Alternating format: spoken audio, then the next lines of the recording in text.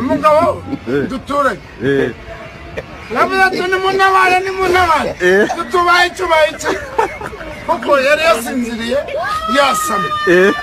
ati mbe ngiye mu nda banyaho abakonteresigisi babashinyaguza bamwe bati ni ugukubita inda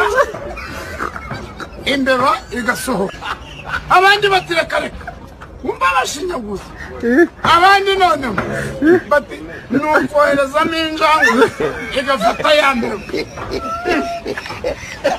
abandi bati reka bati ni ukumuhasuma iyo panya bikarangira bana igafata ya mbeba ikamupfira mu nda abandi bati reka bati ahubwo ni ukumujyana kwa muganga bakamukorera sezeriyeri batataratwika